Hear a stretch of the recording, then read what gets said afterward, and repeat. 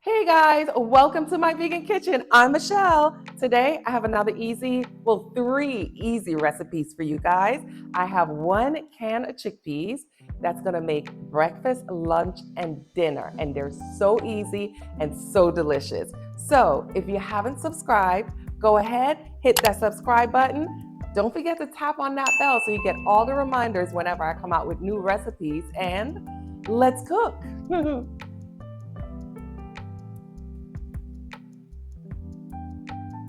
So yes, guys, we're gonna make 3 different recipes, breakfast, lunch, and dinner, with just 1 can of chickpeas.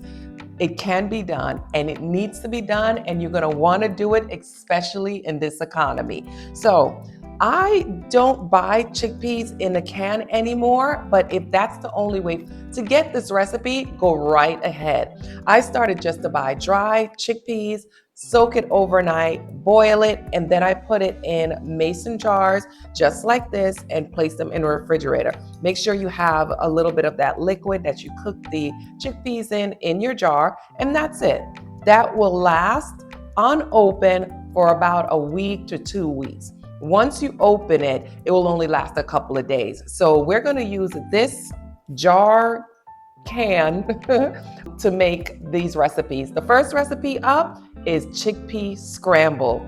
It tastes almost just like scrambled egg. We're gonna flavor it so it reminds you of as if you were eating some scrambled egg. Get the ingredients that you're familiar with when you make your scrambled eggs. You're gonna do it the same way. For me, I like red and green bell peppers, green onions or scallions, and some yellow onion. So that's all I'm gonna finely chop, and you don't need a lot of it. I'm just gonna slither a little piece of that off of here and slither a piece of that. I like more red than green, so I'm gonna use a little bit more red pepper than green pepper. And my poor green pepper has been through it. It's been in the refrigerator, as you can see, but we're gonna use it for this. And I'm just gonna chop that up. Just get it nice and finely chopped up. And you could leave out the peppers if you don't like it in your scramble, but I just think that it gives it the authentic scrambled egg feeling, I probably should say. All right, here we go. Get that chopped up. And I go through it again to rough chop it because I don't want really big pieces in my scramble. You could also add mushrooms. But sometimes I think I overdo it. I add the mushrooms and the pepper and everything else, and then it just becomes too much food for breakfast. All right. I had a little piece of onion there, so we just kind of rough chop that. So now that we have that nice and chopped, I'm going to get a skillet ready right over here. And in my skillet, I'm going to add just a pat of butter. And I'm using vegan butter, because I get in the comments a lot, how are you vegan and you're using butter? There's vegan butter, guys, it exists. Okay, once we get our butter in, I like to go right ahead and put my scrambled ingredients in. And see, I feel like I made too much pepper. So let's get a little bit more of the onions in. All right, grab my spoon, and we're gonna saute that and let it just kind of get the oils out of the onions and the pepper. Just get it like really warmed up and warmed through. So once my peppers become translucent, I'm just gonna take the desired amount of chickpeas. It all depends on how much chickpeas you want for breakfast. I'm just taking a couple of spoonfuls out. Then I'm gonna use a fork or a potato masher to just mash my chickpeas. And I'm not gonna mash them completely. I'm gonna leave some hard pieces in there, or some big pieces, I should say, not hard pieces, because these are cooked already. And remember, like I said, the chickpeas is already cooked, so you don't have to do much. Now, I'm gonna salt it with some black salt because I'm trying to get that eggy smell that we're familiar with. I'm gonna add some black pepper, because I like salt and black pepper in my scramble. And I'm also gonna add some turmeric to give it that yellow, eggy look. And tip, always use black pepper with your turmeric so you get all the health benefits of the turmeric. And then I'm just gonna move that around. Make sure everything is all blended. This smells just like eggs. And then now I'm gonna add my green onion because we are at the end of the cooking. And there you go. Chickpea scramble all done. Let me plate it up and give it a taste. All right, come on in. Let's take a look at this chickpea scramble. So that's what it looks like. There we go. Now with this scramble, I'm gonna have some avocado. And avocado is gonna give me that good fat that I need. So you're getting a whole lot of protein in the chickpeas. Look how pretty that is. And now I'm just gonna do half of avocado. Scoop that out. I think this is the best way to get like the prettiest look. And there we go. That is your chickpea scramble for breakfast. Nice and easy and healthy. And it's delicious. And it will be filling also. There you go.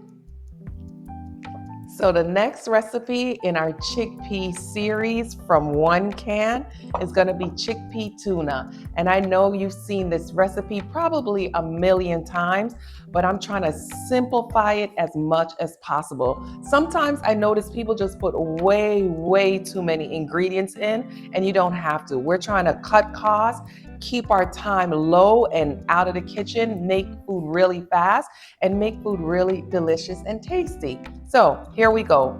My same old jar of chickpeas. We're just gonna take out your desired amount. Oops, I'm losing some of my chickpeas. All right, I think that should be about enough because we want to leave some for dinner. We're now gonna mash the chickpea, and you can use a fork or a potato masher. You guys didn't realize that potato masher would come in handy multiple times in one day. All right, so let's mash these up. And again, you're gonna mash not completely mushy. You're gonna still leave some pieces in there, but this one you're gonna mash a little bit more than you did the chickpea scramble because you're trying to get more of a tuna fish type texture. Once that chickpea gets mashed, grab yourself an onion, half of an onion. Now, I love onions in chickpea tuna. This used to be when I did eat meat. Tuna fish sandwiches were my absolute favorite. You can laugh at me now, but I was one of those people, went to public school, and I loved the tuna fish sandwiches that was there. That was the only thing I would eat. I know a lot of people love the hamburgers, but I love that tuna fish sandwich. I thought it was just everything. So I try to make memories or nostalgic memories of that tuna fish sandwich. All right, so we got the onions. I like to get them a little bit more minced. So chop them, but you know, make sure you're doing it to your liking. And this onion is starting to burn my eyes, so let's get it in my little onion container that I keep in the refrigerator. All right. Whew, okay, saved. Now, add your onions to your chickpeas. Get it all in there. And then we're gonna add our ingredients, some Dijon mustard. And guys, I'll have the ingredients listed in the description box, so don't you worry. Some capers. I just feel like capers gives a real seafood type of flavor. So we're gonna add that right in there. We're gonna use about a tablespoon of fresh lemon juice. That's about a tablespoon. Let's put that on the side. We're gonna add some mayonnaise. And there we go. Some salt.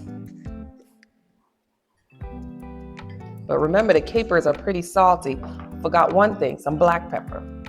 Can't have tuna fish without the black pepper. I think that's what really gave it that flavor that I really like. The salt, the black pepper, and the fish. It hit the right spot for me. All right, black pepper. I probably put too much in there, but that's good. And we're gonna use seaweed sheets, which is seaweed snacks. We're just gonna break that up and put that in there. Now this package is a little too big. You don't need that much. I'm gonna grab just maybe that many. It's a couple of sheets. That looks like about maybe 5 or 6 sheets. And we're just gonna crumble it right into our mixture right here, our ingredients. All right, all crumbled up. Now we're gonna mix all those ingredients together. Now, the only thing that if you guys noticed that I left out is celery. You can add some diced celery. I'm just not a fan of celery. I don't know why. It's okay. I'd rather not have it. You also can add some relish, but you can leave that out also. The flavors that are in here is gonna give you the flavor of the real tuna fish. So you don't have to like add those. All right, I like to leave mine for a couple of minutes, maybe like 10 minutes or so while I clean up, but so the flavors can just kind of meld together, because I really want the seaweed to kind of meld with everything else, the capers to kind of get into the mayonnaise, and then I think we'll be ready to plate this up and enjoy it. So let's grab some bread and let's make our sandwich. By the way, this is the bread. So I know a lot of you are like, she eats bread? Yeah, I eat bread. This is the bread that I like. I get it at Costco. As you can see, it's a keto-friendly bread. So the carbs are real low and the fiber is really high. So that's why I love this bread. And it's really soft. You'd think it'd be like hard and just weird. It's really good. Let's make a sandwich. We got our bread. We got our chickpea tuna, which I'm gonna load up.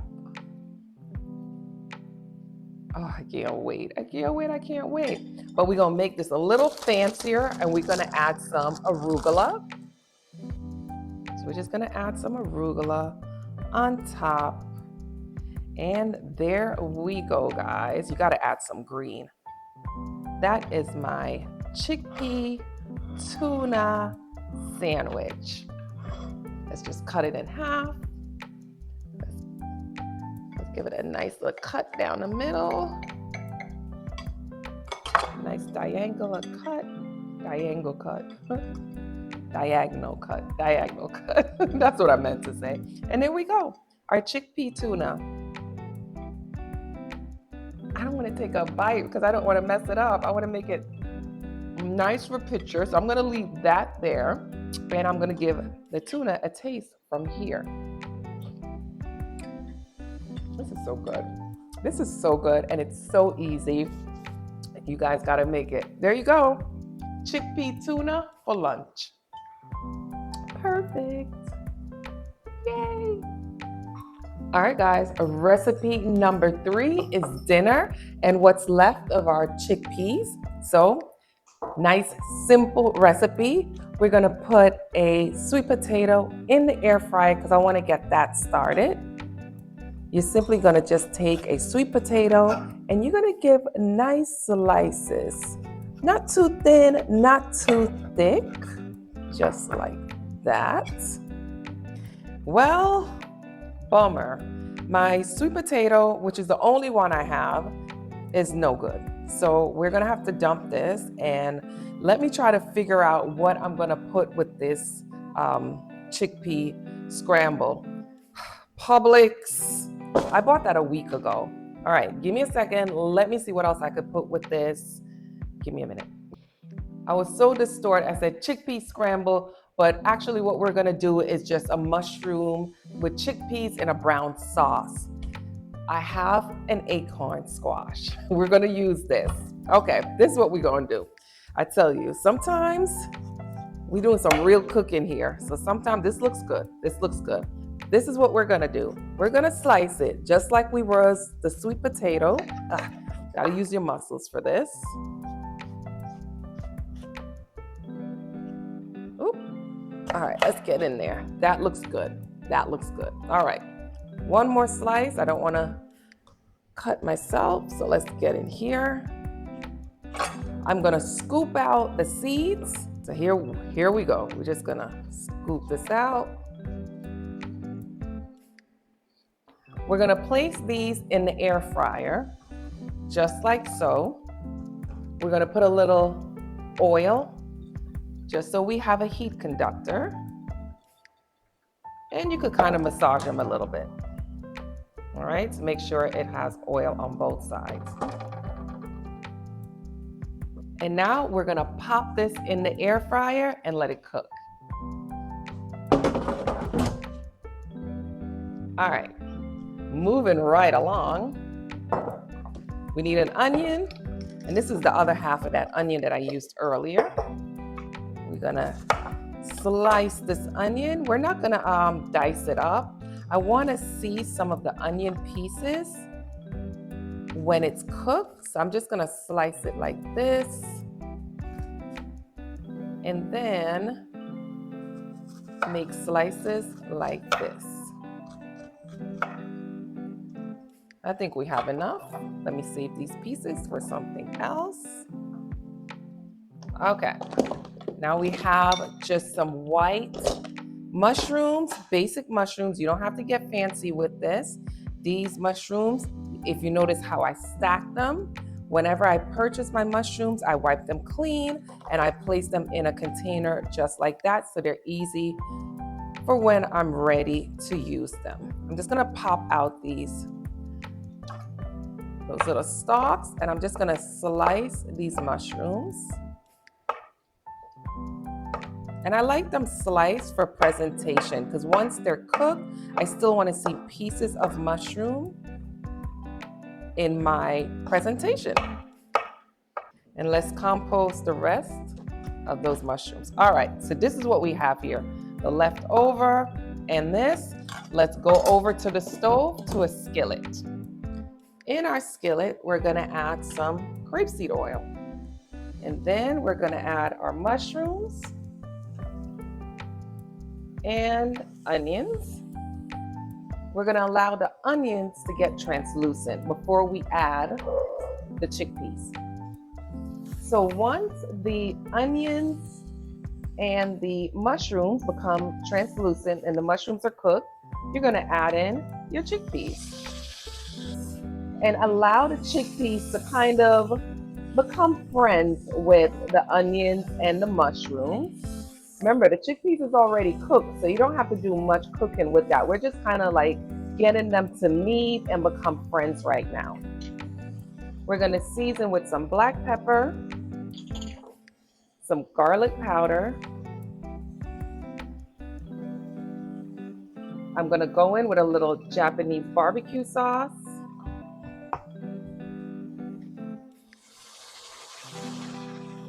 Give that a nice little stir. And just as that starts to evaporate and caramelize, we're gonna add a little bit of coconut milk. And that's a nice sizzle. And now we're just gonna allow this to just kind of cook until the sauce thickens up a bit. I almost forgot. We're just gonna add a little bit of fresh thyme. And you know what? Let's add a Scotch bonnet pepper.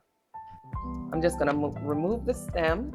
And as you can see, that opened up the Scotch bonnet pepper a little bit. We're just gonna put it right in there and just allow it to thicken up, like I said, but some of the flavor will come out of that pepper without making it spicy. All right, guys, we got ourselves some chickpeas in brown sauce. Look how pretty that looks. Now it's all done because the liquid has evaporated. Our pepper is still in there. It hasn't spiced up the pot. All right, let's go check on our acorn squash. That's turned off.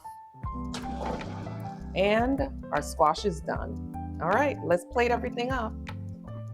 All right, guys, here we go. Our chickpea in brown sauce with mushrooms. We're just gonna spoon that right in the middle of our acorn squash, because we're not mad that that sweet potato was not in the best mood, right? We used something else. Sometimes you have to improvise, and this acorn squash is just as good. And look how pretty it is. And now that we have it all plated, we're just gonna add just a little bit of green onion just to make it pretty. And there you have it, guys. That is our chickpea in mushroom brown sauce with an acorn squash. Now, you know, you could do it with sweet potato or you could do it with rice, but I just wanted to keep the carbs low. So that's why I did it with this. All right, guys, that's it. I ate the other two, so I don't have it to show you right now, but that's my 3 recipes, breakfast, lunch, and dinner. So we had the chickpea scramble for breakfast, we had the chickpea tuna for lunch, and here we have chickpea in brown sauce for dinner. 1 can, 3 recipes. Thank you for joining me in my vegan kitchen. Don't forget to subscribe. Tap on the bell so you get all the reminders whenever I come out with new videos. And thanks again, guys. Bye.